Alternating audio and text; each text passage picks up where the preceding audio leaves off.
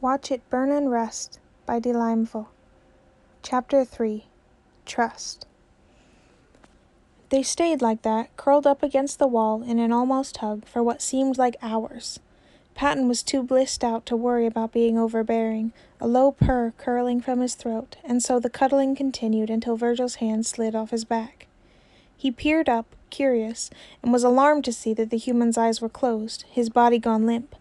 Panic rushed through him. Had Virgil had some kind of negative reaction? No Ampin had done this to a human and lived before.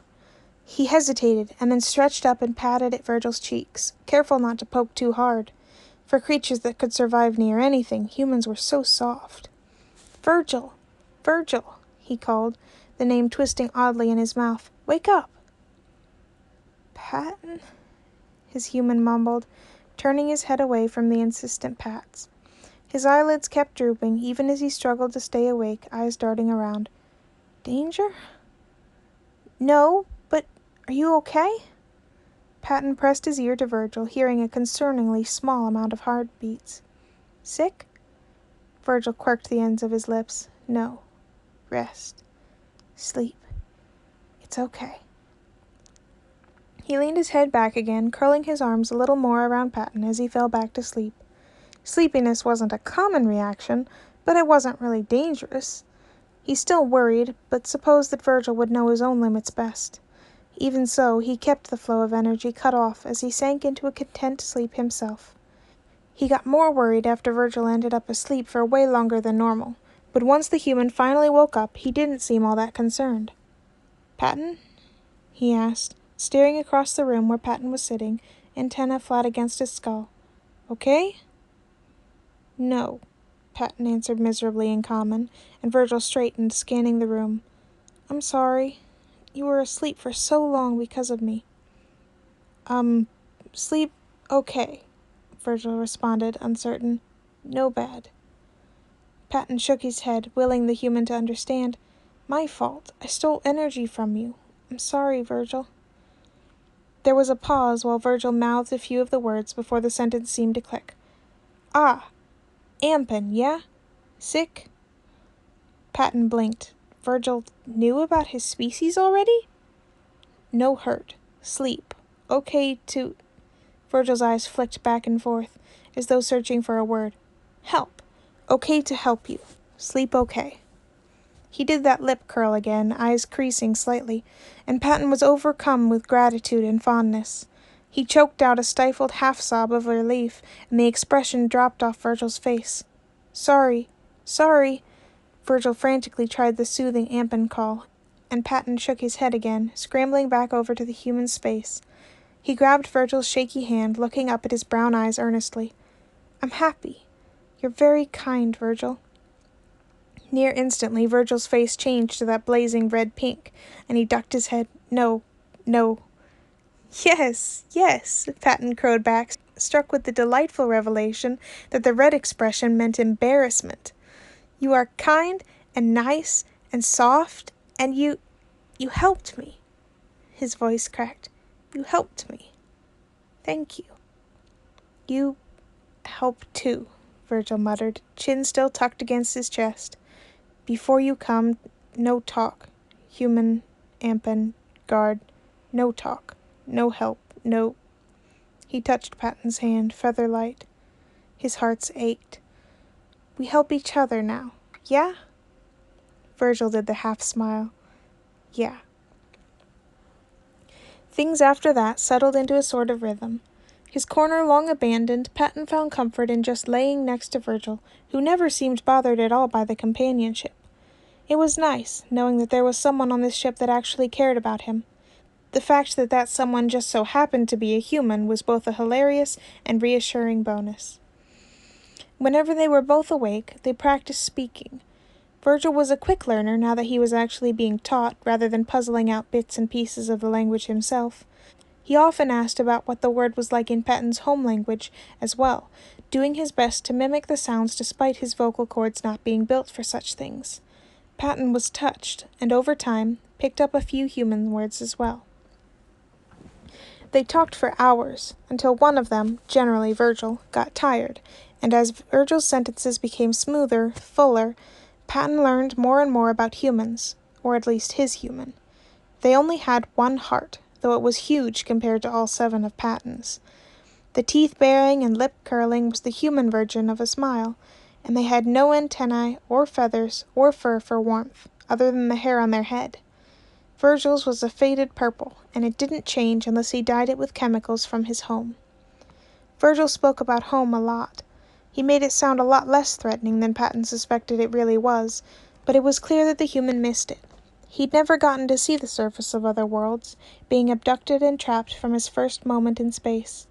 For Patton, who had known since a young age that he wanted to wander the galaxy, it was a hard concept to grasp.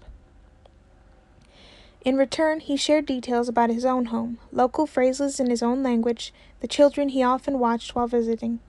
He was hesitant at first, worried about oversharing, but Virgil soaked up the stories like a sponge, asking his own questions at the end. It sort of reminded Patton of Logan, and he felt a pang at the thought of his friend, who would surely be delighted at all the new information about a mysterious and difficult-to-study species like humans. Patton didn't talk about them, keeping all those thoughts tucked deep in his chest.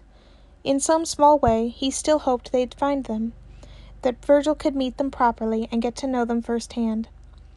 Every time the guards came to retrieve Virgil, though, his hope was tested. The human always put up a cursory fight, thrashed and struggled if it seemed like the smugglers were going to look in the corner where Patton was hidden, seemingly uncaring of the paralyzing shocks he received in return. It made him shake with rage and upset on Virgil's behalf. He came back weak and sometimes ill, and never volunteered any information about where he was taken.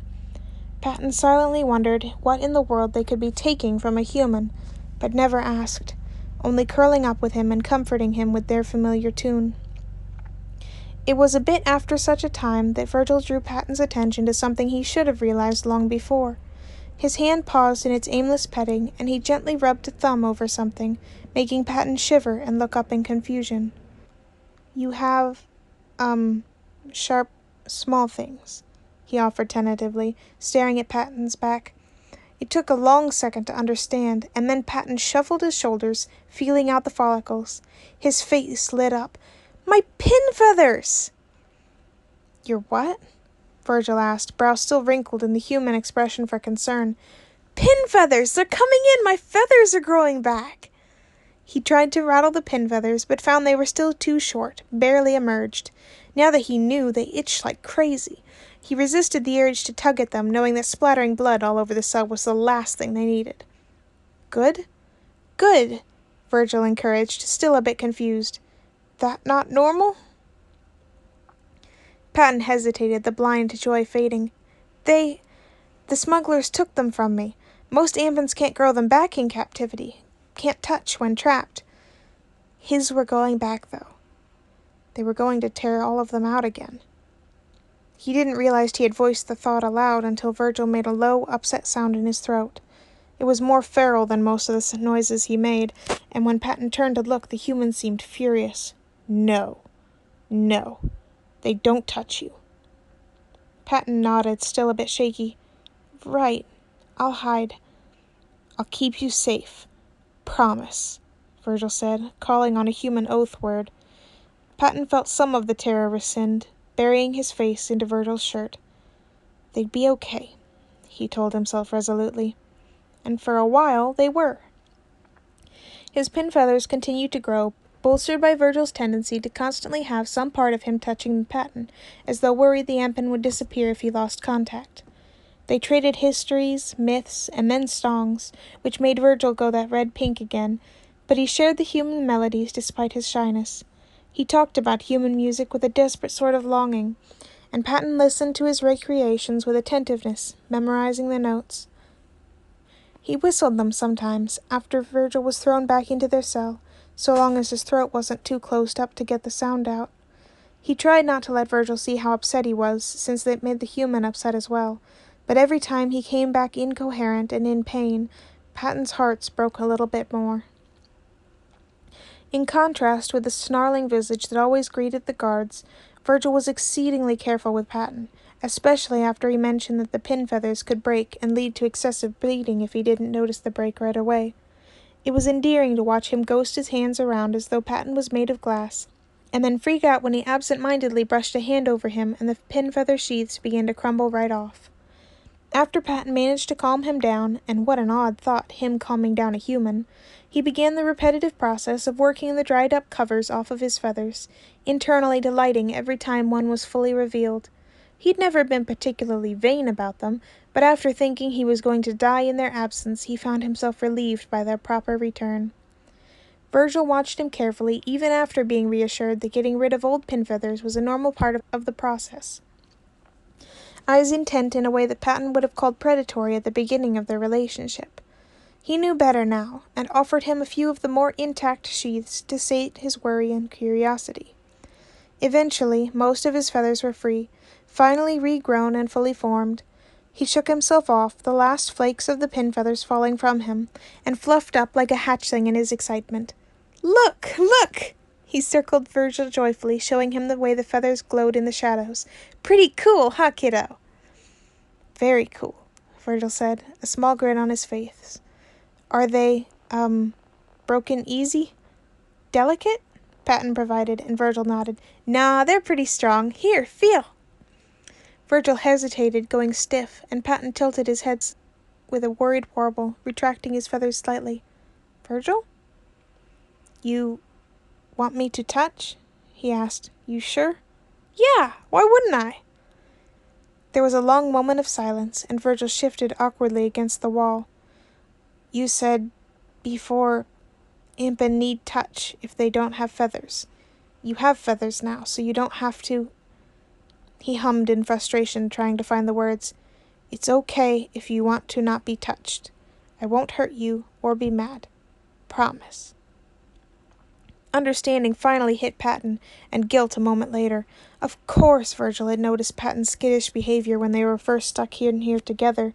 He noticed much more than he had ever let on. He must have assumed that Patton's mannerisms had only changed because he thought that was the only way to survive with a human. "Oh, Virgil, I don't think you would hurt me," Patton said, reaching out and patting his leg gently. "I was scared before because I didn't know you. I only knew all the bad rumors I'd heard, and I let that cloud my opinion of you. I want to be your friend. You're not a bad person, and I don't think you'd ever hurt me, okay?" Virgil seemed doubtful, searching his eyes for any sign of falsehoods, and slowly reached out a silent question. Patton didn't move or shy away from the touch, trying to convey that he really, truly trusted Virgil, that Virgil had earned that trust, not forced it. He ran a hand along the smooth feathers on Patton's right arm, and a small, genuine smile appeared. "They're really cool, Pat. Thanks. Patton beamed, puffing up with happiness, and threw himself at Virgil for a hug. The human was big enough that his hugs were enveloping, but never overwhelming. The feathers made cuddling positions slightly more limited, but they still fell asleep to the same comfort of each other's presence. After all, there was no reason for things to change, right?